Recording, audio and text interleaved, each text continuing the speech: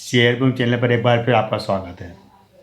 दोस्तों, आज हम लिस्ट हुए शेयर की बात नहीं करेंगे, बल्कि उस शेयर की बात करेंगे जो लिस्ट तो होने वाला है और बहुत जल्दी लिस्ट होगा। इसका आईपीओ आ चुका है और आजकल लोग मार्केट से नहीं कमा रहे, बल्कि आईपीओ से पैसा कमा रहे हैं।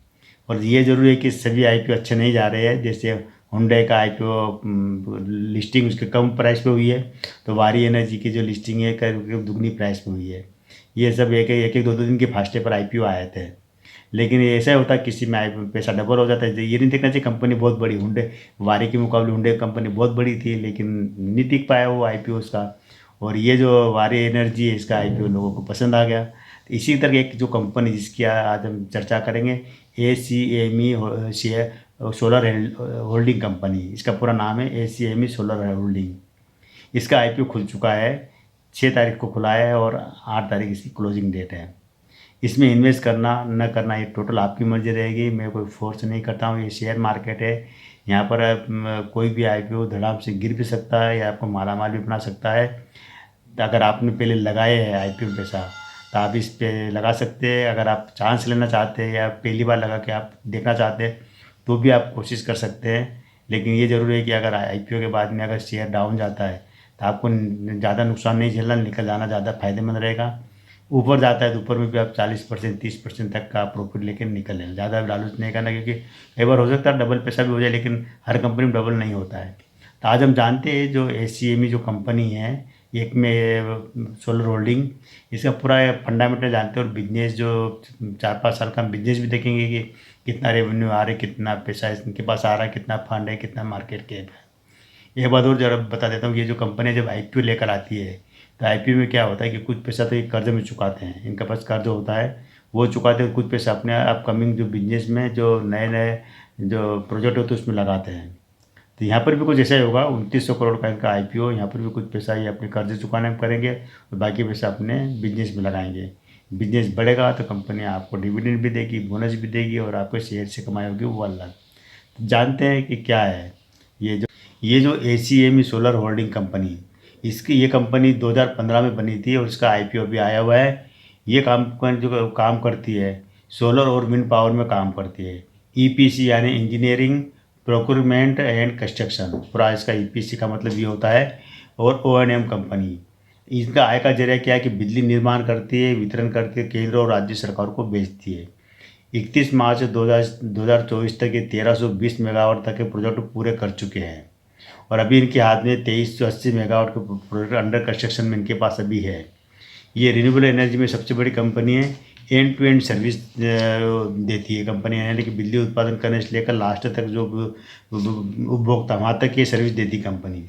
इसका आईपीओ खुला है 6 नवंबर 24 को खुला है, 8 नवंबर लास्ट डेट है इसकी। और इसकी जो प्राइस रखी है 275 रुपये से लेकर 289 रुपये तक। इन्वेस्टमेंट है इसके अंदर 14,739 रुपये का इन्वेस्टमेंट है इसके अंदर। लोट साइज़ है 51 शेयर का लोट साइज़ है। 5,82,03,223 शेयर जारी करेगी कंपनी। और इसके अंदर के कह सकते हैं कि जो अलाटमेंट की डेट होगी वो 11 नवंबर 24 को अलाटमेंट होगा और रिफंड होगा इसके अंदर। अगर आपको नहीं मिला, अलाटमेंट नहीं आया, तो 13 नवंबर को आपका पैसा वापस आ जाएगा। यहाँ पर QIB इन्वेस्टर का 75% का हिस्सा है और नॉन इंस्टीट्यूशनल का है 15%। रिटेलर के लिए यहाँ पर 10% हिस्सा रखा हुआ है इन्होंने रिटेलर के लिए, यानी कि आप जो एप्लीकेशन लगाओगे आप 10% की कैटेगरी में आएंगे, ये जरूर ध्यान रखना। तो अब चांस बहुत कम होते, जितना कम उसका परसेंटेज होता उतने चांस कम हो जाते हैं आपके एप्लीकेशन के मतलब सक्सेस होने के। इस कंपनी से ये जो आईपीओ से करीब 2,900 करोड़ रुपये जुटाएगी। इसकी अभी जो GMP यानी ग्रे मार्केट प्राइस चल रही है 9 से 10% तक के ऊपर चल रही है अभी। यानी कि ये जो प्राइस रखी है इन्होंने 290 रुपये रखी, करीब करीब मान सकते कि 300 के ऊपर ये लिस्ट होगा। ज़्यादा प्रॉफिट नहीं दिखा रहा, लेकिन हो सकता है कि कल तक बढ़ जाए। तो ये भारत की एक प्रमुख अक्षय ऊर्जा कंपनी रिन्यूएबल एनर्जी में बिजली उत्पादन, स्वामित्व, संचालन, रखरखाव, विकास और स्टेट और सेंट्रल गवर्नमेंट को सप्लाई करना।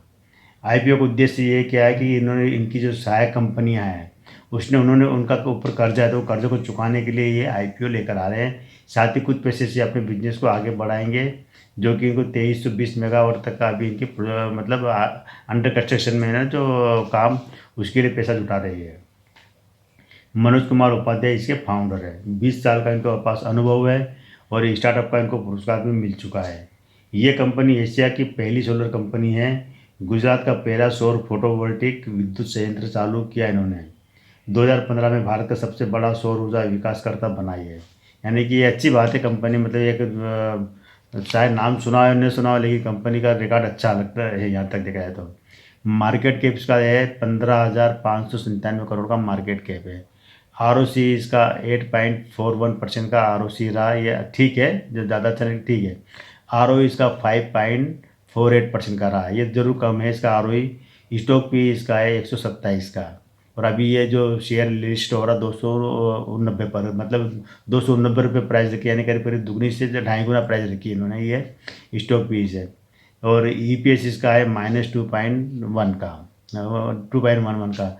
ये थोड़ा ईपीएस भी इसका कम है। सेल्स हम देखेंगे इसकी, जो कंपनी की सेल्स है, तो जून 2023 में 369 करोड़ 13 लाख की सेल्स हुई थी। इनकी रेवेन्यू आया था इनको 46 करोड़ 43 लाख रुपए खर्चा हुआ था और 42 करोड़ 33 लाख रुपए का इनको प्रॉफिट हुआ था जून 2023 में। और जून 2024 में इनको 309 करोड़ 69 लाख का रेवेन्यू आया था। 37 करोड़ 92 लाख रुपए इनके खर्च हुए थे और 1 करोड़ 39 लाख रुपए की कमाई हुई थी। यानी कि जून 24 में इनकी कमाई मात्र 1 करोड़ 39 लाख की है। ये जरूर ध्यान रखना, कंपनी के मतलब अर्निंग कम हो रही है यहाँ पर। अगर हम 4 साल का इसका रेवेन्यू देखते हैं कि 2021, 22, 23 और 24, तो 2021 में इनको 1692 करोड़ रुपए आए थे, 139 करोड़ रुपए खर्चा हुआ था और 15 करोड़ का नेट प्रॉफिट हुआ था इनको 2021 में। 2022 में 1488 करोड़ का रेवेन्यू आया, 247 करोड़ रुपए खर्चा हुआ और 62 करोड़ का इनको नेट प्रॉफिट हुआ था। 2023 में 1,295 करोड़, यानी कि मोटा मोटा 1300 करोड़ का रेवेन्यू आया, 122 करोड़ रुपये खर्चा हुआ और 3 करोड़ का इनको घाटा हुआ था, नुकसान हुआ 2023 में।